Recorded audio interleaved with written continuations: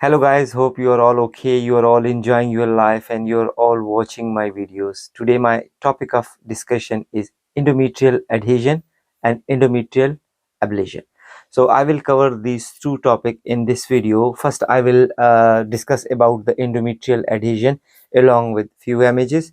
I will narrate on the images, and in the first section I will discuss endometrial adhesion. In the latter section, I will discuss about the endometrial ablation along with certain images. So far, the endometrial adhesion is concerned. Endometrial adhesion is also called as synestia.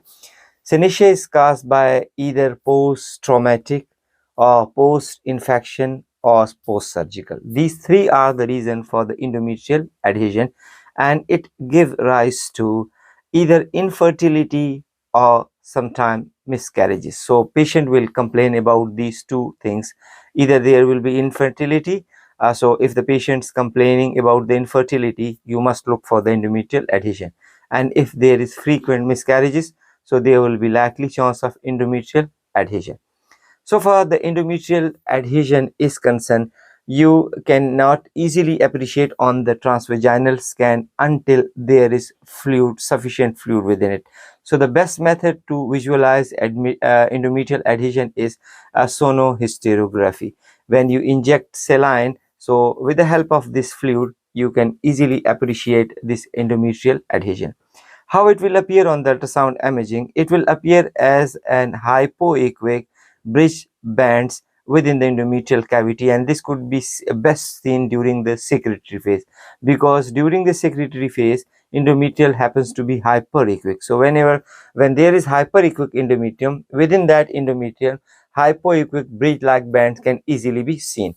If the patient uterus is distended and if there is thick broad base band within the endometrial cavity, it will give rise to pain. So certain time patient will complaining of pain. So the best method is to do the transvaginal scan or to do the sonohysterography. So these are the two methods to look for these endometrial adhesion. So far as transabdominal and TVS are concerned, we have certain images. It will really help you to appreciate and pick the point related to endometrial adhesion. So let's start watching these images and you will be able to understand how endometrial adhesion will look like.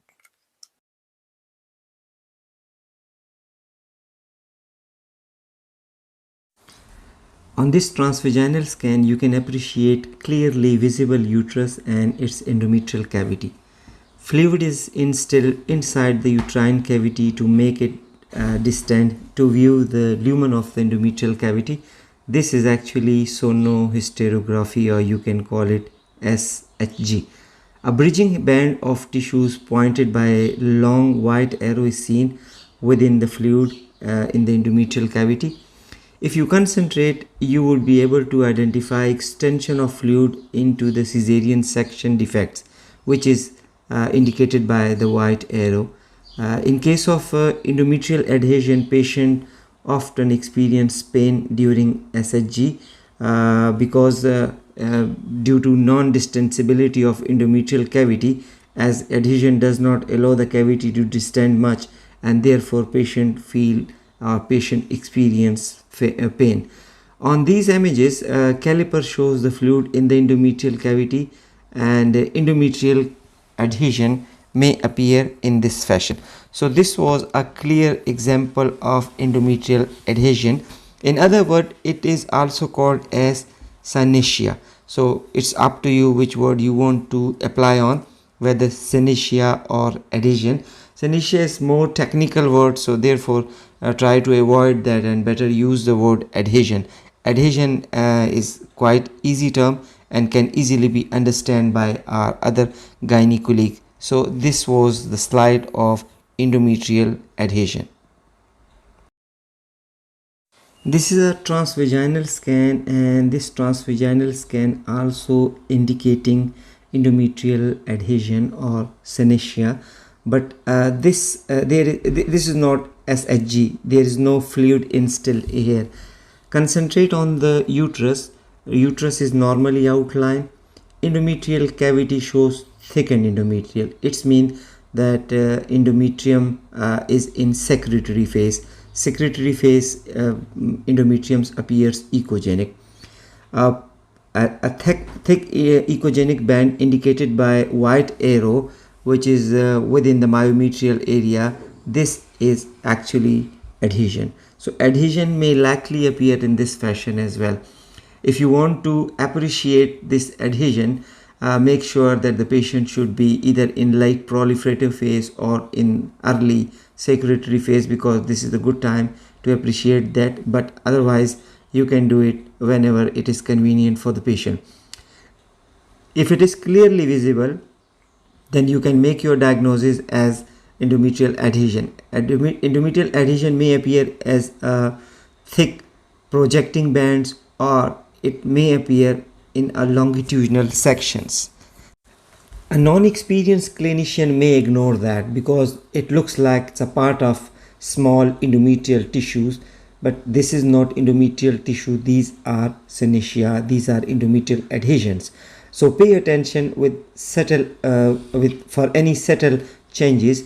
Ask the patient, take the history, because the history will explain everything to you. So this is another example of endometrial adhesion. Endometrial adhesion may appear like white band, or maybe appear in this way, the way you are seeing on these images.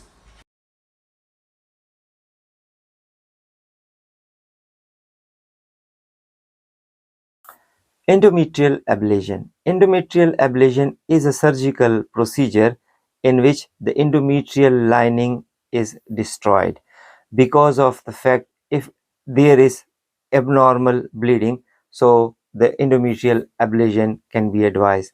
Endometrial ablation may result into either lowering the menstrual blood flow during the cycles, or it may stop the bleeding at all. So these are the two outcomes of the endometrial ablation. On the endometrial ablation, after the endometrial ablation, on the ultrasound imaging, there is likely possibility of indistinct endometrial appearances. So there will be indistinct endometrial appearance after global endometrial ablation. Or you might come across recurrent, or there will be residual non-ablated endometrium. So this is another possibility. And the third is there will be endometrial scarring. So these three are the features which you can appreciate on the ultrasound imaging. The one is that it will be an indistinct endometrium, which in case of the patient is been through global endometrial ablation. There will be some residual non-ablated endometrial tissues, or there will be endometrial scarring. So all these three can be picked on the ultrasound imaging. How it will lead to the complication during the ablation process, if something has been left, or if it give rise to any complication, so you will see there might be cornual hematometria, which is nearby the cornual area, or there may be central hematometria. So within the center there will be hematometria, development of the hematometria. And if patient has tubal ligation, so there is likely possibility of developing hematosulfing. So these are the three further complicated features which you can appreciate on the ultrasound imaging. It is best to investigate the patient during the symptoms. When there is symptomatic patient, so there will be fluid, and you will be able to easily pick all these points. But after the menstrual cycle, there is likely possibility of resorption of the fluid. So after the fluid resorbing, you cannot appreciate all these things clearly. So for the tubal ablation, always look for all these three features, and beside this you should pay attention for the developing of the any complication. So let's start watching these images, and it will help you to understand about the endometrial ablation. This transvaginal scan shows post endometrial ablation changes. Here myometrium is clearly visible, but as far as endometrium is concerned, you cannot clearly identify the endometrial presence because this is indistinct endometrial borders. So borders are no longer maintained. That is why, because of endometrial ablation. Endometrial ablation is performed mainly for two reasons: either to control the uterine heavy uterine bleeding, or heavy menstrual bleeding, or to stop the bleeding at all. So these are two purposes behind the endometrial ablation. So after the endometrial ablation, when you scan the patient either transabdominally or transvaginally, you may come across with certain changes with the endometrium. So here on this scan, you can appreciate that endometrial margins are and boundaries are no longer maintained. These are indistinct border. It means that endometrial myometrial interface is no longer maintained. This is one of the reason, this is one of the sign for the post ablation changes. So within the post ablation changes, also look for the other changes of the endometrium. Endometrial thickening is very important. Take the endometrial thickening and look for the endometrial cyclic changes. So because you know that endometrium endometrium changes during the proliferative phase, secretory phase, and and menstrual phase. So after post ablation, there will be certain distinct changes. So this is what we can appreciate indistinct border after the ablation, after the endometrial ablation. This is another example of post endometrial ablation changes. Here, if you appreciate, the uterus appears in globular form. It is quite enlarged or bulky uterus, you may call it. And so far endometrium is concerned, integrity of the endometrium is no longer maintained. There is no endometrio-myometrial interface. You cannot take the thickness of the endometrium because it is not clearly visible. One another point worth noting is here you can appreciate fluid collection. This may appear in a round form, it may appear in an irregular form, but here you can appreciate these are post ablation small fluid collection. One another point worth noting is, which is indicated by the white arrow, a small streak of fluid can be seen. Actually this is where the fallopian tube combines with the uterus. So it means that the fluid is now extending towards the fallopian tube. This is the example of the post ablation changes on transvaginal scan. It is always good to go for the transvaginal scan in these post intervention patients, because post intervention changes cannot be seen on the transabdominal scan. It is better to go and to opt for the transvaginal scan. Overall uterus in this image can be seen as a globular. Integrity of the uterus, although it is maintained, but so far the size is concerned, it appears slightly bulky. Again, I would mention here endometrial is indistinct. There is no endometrial distinction, no borders of the endometrial lining is visible, and small fluid collection can be seen in the endometrial cavity, which is extending towards the fallopian tube. Yes, friend, this was all about endometrial adhesion and endometrial ablation. With respect to endometrial adhesion, there is another syndrome which is called as Asherman syndrome. Asherman syndrome is defined as when there is endometrial adhesion and patient is suffering from infertility. This would be called as Asherman syndrome.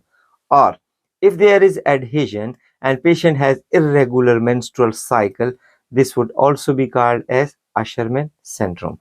So we have discussed all these points at length. You have seen all the images, and you are able to appreciate all these points. Always take the patient history, and keeping the history in view, shape your diagnosis. Hope this would be worth watching. With any other new topic, we'll see each other. Till then, keep sharing my videos, keep watching my videos, and take great care of yourself. See you in the next video. Till then, bye bye.